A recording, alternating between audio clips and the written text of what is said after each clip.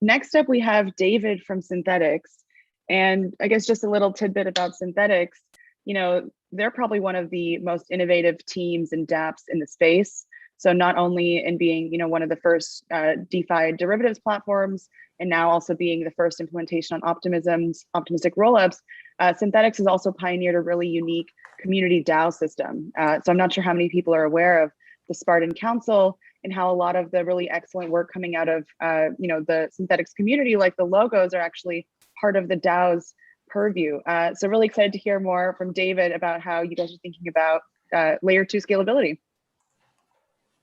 Great, thanks so much for having me. So I guess I can go ahead and share my screen.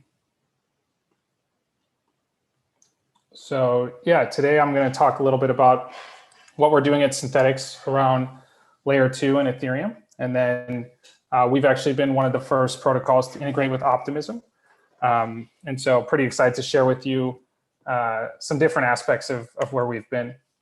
So one of the things that we get asked a lot is like, why did we choose Optimism, right? So as far as Ethereum scaling goes, there's many solutions. It seems like we're hearing about new scaling solutions all the time. So one of the things that was really important to us was to have one Solidity code base. We wanted to avoid rewriting our contracts and then maintaining a set of smart contracts for mainnet Ethereum, layer 1, and then having contracts for layer 2. We wanted them to be the same. And so Optimism really gave us that ability, which was huge. The second thing that we really liked was the security and the simplicity of how they're designing their system, right? In decentralized blockchains, the more complexity that you bring into the system, the more risk there is, both from a security perspective and from just business logic bugs, security bugs, et cetera. And so Optimism is trying to fork as much as they can from layer 1. And for example, they have a Solidity compiler that's just a 200 lines of code diff between what runs on layer 1. And then their Geth client is like 1,000-line diff. So it's a pretty lightweight implementation, and they're trying to stay as lightweight as possible.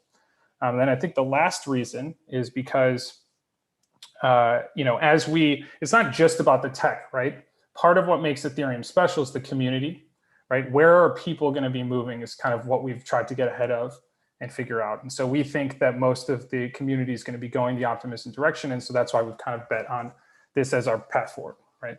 And then, if you think about where we anticipate liquidity flowing, that's something we're trying to get ahead of. And we want to be where the liquidity is when it moves to L2. So there's also a social aspect to it. And if you want to learn more about it, Kane Warwick, the founder of Synthetix, has a blog post called Why Optimism that you could check out. So if I keep moving here, some of the features that we're rolling out as part of Synthetix, if you're familiar, what is Synthetix? Synthetix is a derivatives trading platform built on Ethereum. So we have, anyone can come on, create synthetic assets that we offer, or sorry, not create, but purchase synthetic assets that we offer, and then do things like derivative strategies with them. And so the way that people get value from, or the way that we've created liquidity in the system is through staking SNX. So people come on, they stake their SNX tokens, which creates liquidity. So then as people trade in and out of synthetic assets, right? Like we have a synthetic version of Ethereum, synthetic version of Bitcoin, synthetic version of Tesla stock, for example. We're going to be releasing pretty soon a synthetic version of Coinbase stock. So things like that, the way that the liquidity comes into the system is from staking. And so we're going to look at an example of how we've implemented staking on Optimism mainnet to provide liquidity for synths on L2. And then on our roadmap coming up, we're going to have exchanging of synths on L2. And then, the ultimate goal is to offer leverage for synths, right? Things like shorting synths, futures, margin, stuff like that. So, so we'll walk through, let's see like an actual kind of walkthrough of the different contracts that we have. So one of the fundamental concepts of, if you tuned into the Optimism talk, I think it was yesterday, around an introduction to Optimism, they talked about the bridge, right? The bridge contracts to Optimism. And so this idea of a bridge, you can think of it as layer 1 and layer 2 need to know about each other and need some way of communicating, right? And so what I'm going to do is I'm going to show you our code around the bridge contracts that we have. And again, the bridge is just basically how do you go from ERC20 tokens on L1 and move them over to L2. And then when you want to withdraw, like how do you withdraw them from L2 back to L1? And I guess you're not really moving them over. It's more of like a mirror kind of, which we'll look at in a second. And then if you're interested in learning about these contracts, you can find them on our GitHub. So I've included the link here, but if you just go to Synthetix.io GitHub and then you look at Synthetix, which is our repo, you'll see that the contracts, you can find our contracts, and then the two contracts that we actually care about are going to be Synthetix Bridge to Optimism and Synthetix Bridge to Base. And let's go ahead and I'm going to switch over to my code editor so I can show what the actual code looks like. I think the presentation yesterday gave a great overview of how they work at a high level. I'll try to recap as I go along here, but I just want to show you like an actual example that's been deployed and is running on mainnet. So just want to make sure you can see my code editor. Is there a way someone can just maybe confirm? You're all good. Cool. That's great. All right, awesome. So yeah, so the first kind of thing to think about is, as I mentioned, you could just imagine like there's two sides to a bridge, right? On one side, we have layer 1 Ethereum, and then on the other side, we have layer 2 Ethereum. And they need some mechanism to communicate. So what I'm going to show you is how we're doing that. So the first thing to kind of pay attention to is, let's say someone wanted to initiate a deposit, right, to stake on L2. It actually might even be easier to just show you our the UI first to kind of see the dApp and then look at the code, because I feel like it might give you a sense of like what we're trying to do. And I'm actually going to show you an example of how we're going to stake on L2. So you can see right here, I'm on our staking.synthetix.io, which is our dApp. It's our decentralized application, right? And the front end's built in React, and then we've got the back end built in Solidity. So the back end's powered by Ethereum. So as you can see here, right, we have a tab called layer 2, right? So when you come to staking.synthetix.io, you go to layer 2. And then what you can do is you can deposit SNX and transfer it from layer 1 to layer 2, right? So what I'm going to do here is I'm going to, you see how I have 10 SNX in my wallet, right? So I'm just using MetaMask. We're just hooked up with MetaMask for those of you who are familiar. It's just, I assume most people are familiar. If you're not, this is just a wallet that lets you interact with the Ethereum blockchain. And so I'm going to go ahead and I'm going to deposit 10 SNX into layer 2, right? So when I click on deposit, you can see I've already done the approval. So whenever you're sending ERC20 token, there's the function that's called transfer from. That's the function. And before I'm able to do this, I had to approve that this contract can interact with this ERC20 token called SNX that's in my wallet. So I'm going to go ahead and deposit 10 SNX. Now you can see the gas fee that I have to pay is quite substantial, right? This really solidifies the need for scaling Ethereum and for moving towards layer 2 solutions, because once we see me move to layer 2 and actually do a transaction, you'll see there'll be no gas. Now, there will eventually be gas. Right now, the Optimism team is just covering the gas. But eventually, you'll have gas costs on L2 that will probably be in the 10 to 100 times cheaper order of magnitude than what you see on L1. And one thing to keep in mind is as the gas costs change on L1, they'll also change on L2. So if you have higher gas costs on L1, like we do right now, like the gas costs right now are pretty high, you'd have relatively higher gas costs on L2.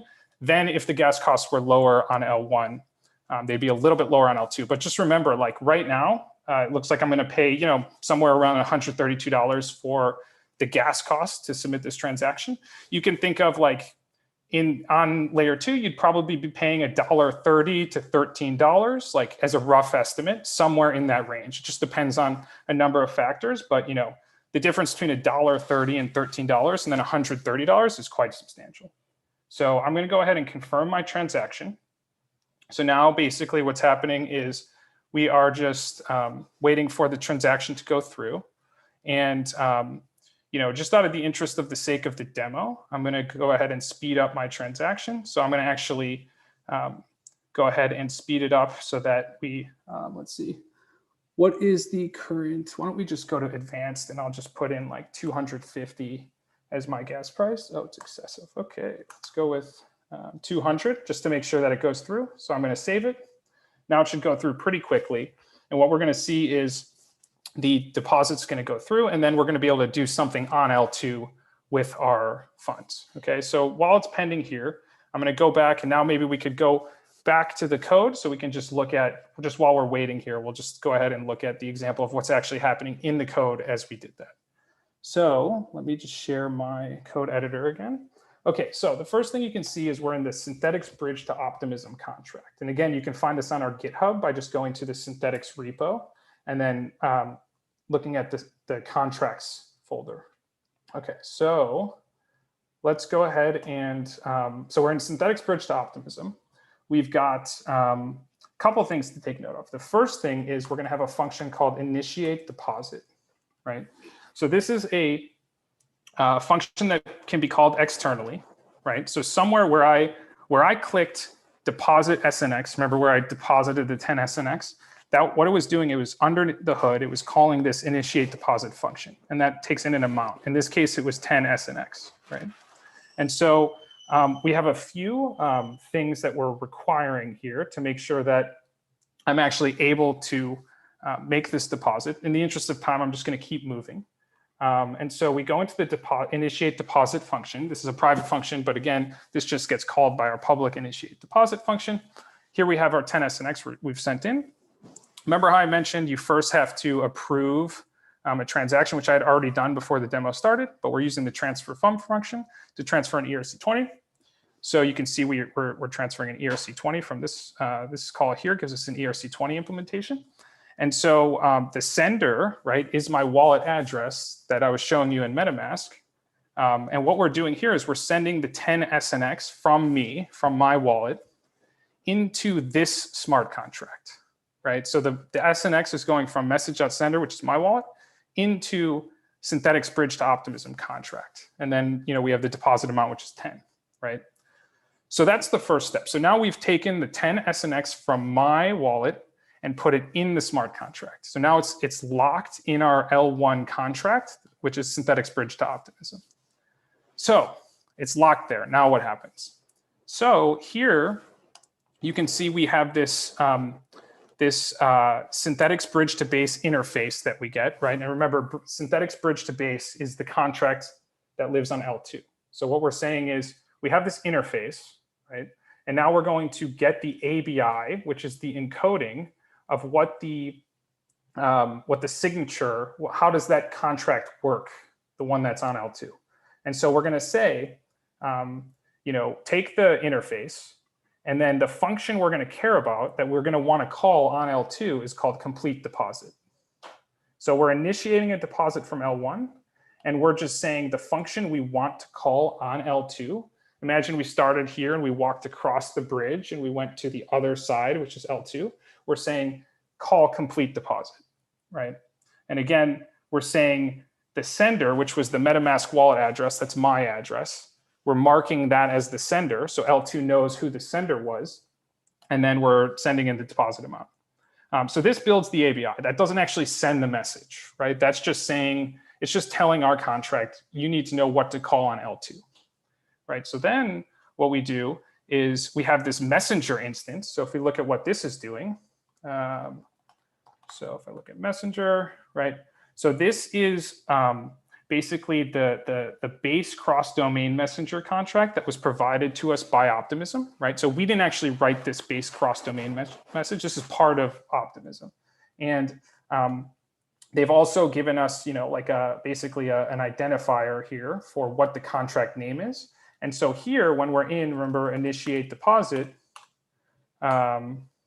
we are basically here calling the function send message on the messenger contract that Optimism has given us. So Optimism supplied the messenger, and we're saying, hey, messenger, send this message across the bridge to layer 2 with the message data. And remember, the message data is saying, call complete deposit with our address and the deposit amount, right? And so then what's going to happen is we also have to deal with the gas limit. The gas limit on layer 2 Optimism currently is 9 million. There's a number of reasons for that. We can probably skip that just because it'll take us down the rabbit hole. But now we're going to go back over. So basically this message, we send the message, right? And so the messenger says, okay, I have to go find the Synthetix bridge to base contract. I have to tell that layer, layer 2 contract to call complete deposit, right? With the sender and the deposit amount, right? So now if we go back to Synthetix bridge to base, remember that now we're on layer 2, right? Synthetix bridge to base is running on layer 2. And we said the function name was called complete deposit, right? You see how this is invoked by the messenger on L2. So now we call a complete deposit. We have, remember the address was my address, message.sender, which was the MetaMask address I was using. And then the deposit amount was 10 SNX. Now, here we have a modifier. So if you're familiar with Solidity, this modifier is basically a check that needs to happen. And so this runs, right? And I can explain modifiers. I'm just going to assume some basic level of familiarity with Solidity here. So what really happens here is this little underscore, it represents the code block of the function that's using the modifier. So so first, before we run the function that was being used by only optimism bridge, we're going to first call only allow for optimism. So this is going to do two things, right? This is going to say only the sender has to be the relayer, right? And then the original caller needs to be the bridge to optimism contract. So we're saying if either of those conditions aren't true, that the relayer didn't make the call, which is again the messenger contract, right? Or the Synthetix bridge to optimism, the L1 contract wasn't the first point of entry, then revert and fail the transaction because we don't want it to go through, right? Don't call it complete deposit. So now, assuming that check has gone through, we'll then proceed to execute the body of the function that's using the modifier. And remember, the modifier is being used by complete deposit, right? So again, what this was saying was first run those checks and then proceed with this code, right? This code gets plugged in where the underscore was. So let's just go back down to where that, where we had only optimism bridge. So you can see we reuse this in a lot of places, right? That's why we have it as a modifier. Otherwise, we could just have those checks directly in the function, right? But anyways, so what happens is this gets replaced for that little underscore that we saw. And then, so we did the checks and now this executes. And so what we're gonna do is we're gonna mint 10 SNX. We deposited 10 SNX from L1, right? That's now locked in the Synthetix bridge to optimism contract, which runs on L1. And then over here, we're gonna mint 10 SNX. So now we have a mirror. We have 10 SNX locked in our L1 contract, and then we have 10 SNX we've created on L2 in the Synthetix bridge to base, or in the Synthetix contract on L2. So now there's like a mirror between the two, right? And then we'll emit an event that this happened, right? So now we've got 10 on L1 that's locked, and we have another 10 on L2, and they kind of represent each other, right? So now let's go ahead and think about, okay, so we're on L2, we've got our 10. What if I wanted to withdraw my funds from L2, right? I'll show you what I'm gonna do with them in a second, but what if I wanted to withdraw them, right? What's gonna have to happen is on the layer 2 Synthetix bridge to base, right? Remember Synthetix bridge to base runs on L2, right? I would kick off and initiate withdrawal. Let's see if I can spell that right.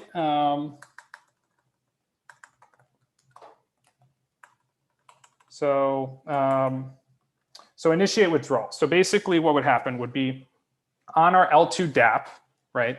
I would click on a button that's like withdraw. It would make me sign the transaction just like you saw before. And it would call this function initiate withdraw. And so I'd specify, like if I wanted to withdraw everything, I would specify 10 SNX, right? Because remember we had 10 on L1, 10 on L2. So the first thing it's gonna do is gonna check that I have 10 SNX to withdraw.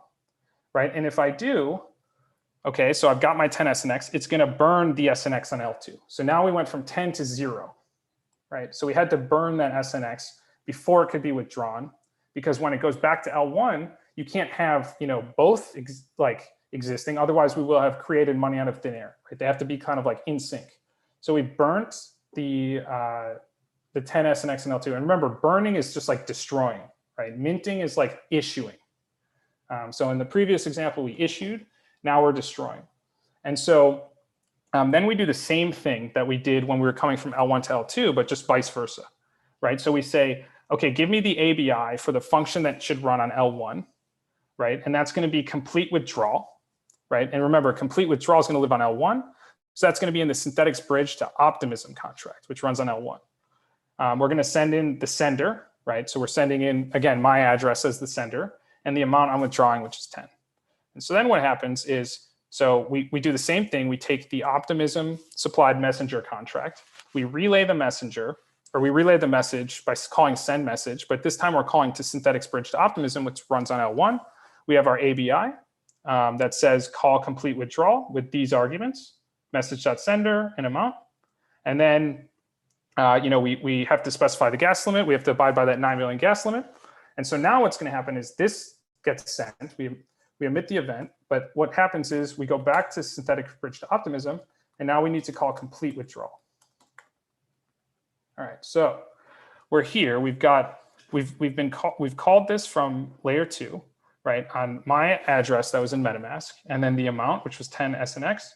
We have another modifier here, which was require active. I think we've already looked at what modifiers do. So just know that there's a check there that happens, right? And then again, we make sure that the relayer is calling this, right? And we make sure that the synthetic bridge to base was the original caller, so to speak, which means that it came from our L2 contract. And then what do? We transfer the 10 SNX from the smart contract. Remember how we locked the SNX in the smart contract?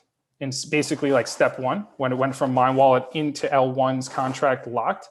Now we're basically unlocking it. We're saying, take it from the smart contract, send it back to the original user or the original sender with the amount. And that's it, that we just completed the withdrawal. So this is the bridge, right? They have to kind of be in sync. And I think just looking at a real world example, hopefully would be pretty helpful.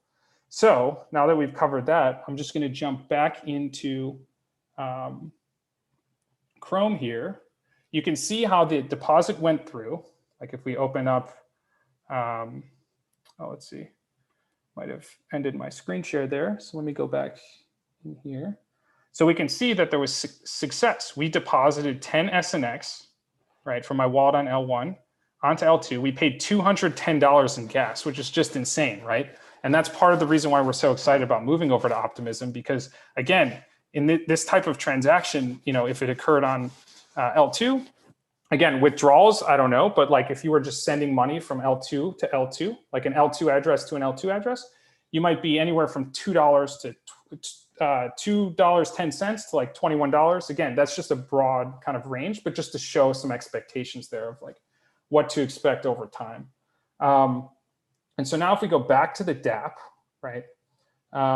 Let me just go ahead and refresh here, just see if it's updated. So now, what I'm going to do is, you see how I have now 0 SNX, right? That's because I sent it to L2. So if you look at my account here, right, and we look at my assets, I now have 0 SNX, right? And now if I'm going to, you see how we have this switch to L2 button here, right? So this is like, again, this might even give you a good sense of how to, as you're building dApps that integrate with L2 from a user experience standpoint, like how do you manage going from layer 1 to layer 2, right? We put a lot of time into thinking through how should the experience go. So now I'm going to go ahead and switch to layer 2, right? This is going to bring up my MetaMask. Hopefully you can see that. And you see how we have Optimism mainnet as the selector, right? As the network that's being selected. So I'm going to switch to that network. Now that I'm on Optimism L2, you can see I'm on L2 staking, right? Our layer 2 dApp, right? If I open my MetaMask, you can see I'm on the Optimism mainnet account.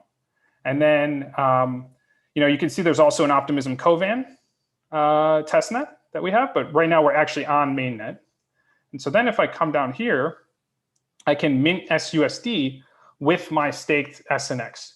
You see how I have 10 SNX I've staked, right?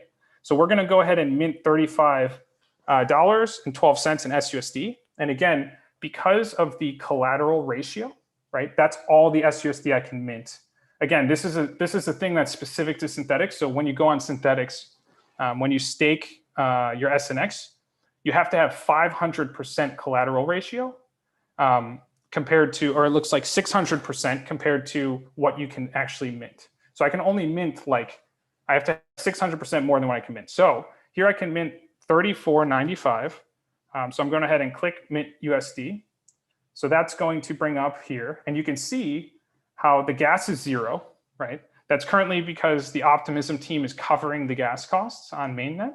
Again, this will change. Like normally, maybe this would cost me like a couple dollars, like very cheap, right? Or relatively inexpensive. So I'm going to confirm the transaction. Look how fast that was. It was like basically instant, right? We now have $209 staked, right? Because that was my 10 SNX, 209. And then I've got active debt of 34.95. And my collateral ratio is 600%, right? So I'm right where I want to be. And you saw how instant it was. It's like so exciting to see Ethereum transactions that fast. And so, yeah, that's pretty much it. I mean, that's the demo. We talked about the bridge contracts, kind of coming back to the presentation for a second, and then I'll try to wrap up because I know not sure exactly how long I'm supposed to be here for. I could be here all day if you wanted me to. So, but yeah, so we talked about the bridge. We looked at the demo. If you're interested in some good resources, these were really helpful for me as I started to get ramped up on Optimism and Layer 2 and rollups. And so Georgios Konstantinopoulos has a couple great resources. So almost everything you need to know about optimistic rollups and how does Optimism's rollup really work. The first one is more high level. The second one is much more detailed around like the technical implementation.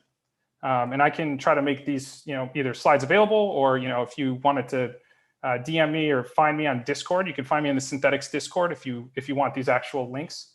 I'll put the link for our Discord on as well. And then Vitalik has some great resources as well that help me kind of gain an understanding of rollups. So those would be two good ones: an incomplete guide to rollups, and then a rollup-centric Ethereum roadmap. The first one is on his blog, and then I think the second one was on either Reddit or Ethereum Magicians Reddit, I think. So yeah, and then the Optimism team has like a scenario walkthrough where they kind of go through like a complex scenario of depositing, transferring, and then like a scenario where fraud proofs would come into play. So if you want to learn about that, that would be a great resource. I'd also suggest in the ETHGlobal Discord for the hackathon, Optimism has a channel. So if you have specific questions, you can go in there and post about it. Yeah, and then here's my Twitter. Here's Synthetix Twitter. If you wanted to join our Discord, this is the link. In there is David G. And yeah, just really excited to have been able to give this presentation and share with you just some learnings we've had as we've gone along here with our L2 implementation. And we're just really excited to be working with Optimism and the Ethereum community to make this happen. So thank you so much. Amazing. David, thank you so much for that awesome presentation. It's just incredible to see over the past few years from you being part of ETHGlobal events and going from hacker to mentor to developer to giving a talk and just making these events even more useful for everybody else. So thanks again for that, and also for a really comprehensive walkthrough of how Synthetix does everything on Layer 1 and Layer 2. So thanks again, and I want to just share some quick closing thoughts for everybody. And with that said, I also want to make sure that I give our guest MC, Eva Balin, a really big thank you from our side. She really did an amazing job just introducing all of our speakers and sharing so many cool and fun stories. It was awesome to have her help us out, and we'll aim to get her involved again in the future. So all that said, this was our last talk of the day. We had so many introductory talks on how everything from optimistic rollups to ZK rollups to side chains to specific chains to what's happening in Layer 2 altogether and cross Layer 2. It's just been a massive overflow of information on how all these things work. And if you were not able to catch all of these talks, they are recorded and they will be made available live over the next couple of days on our YouTube. And after this live stream ends, you can also refresh ETHGlobal.tv and just catch the whole summit all together as a single video. So I don't have a lot more to say. I just want to remind everybody that this was the first of 3 summits. We did the scaling introductions and just talked about high level what's happening in the world of scalability. Next Friday, the 23rd, we'll be hosting our merge summit, where we'll be talking about what's happening on the layer 1 side of ETH2 and what the merge is going to look like and everything that's happening from the Ethereum development side.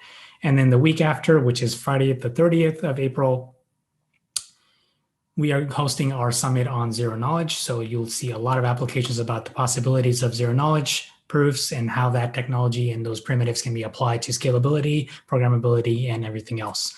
So with that, I want to thank all of you for being here today. And thanks to everybody who was on chat asking all these amazing questions. And we look forward to seeing all of you for the next summit next week. For all the information about the talks, the upcoming speakers, and the schedule, you can head over to scaling.ethglobal.co. And I hope all of you have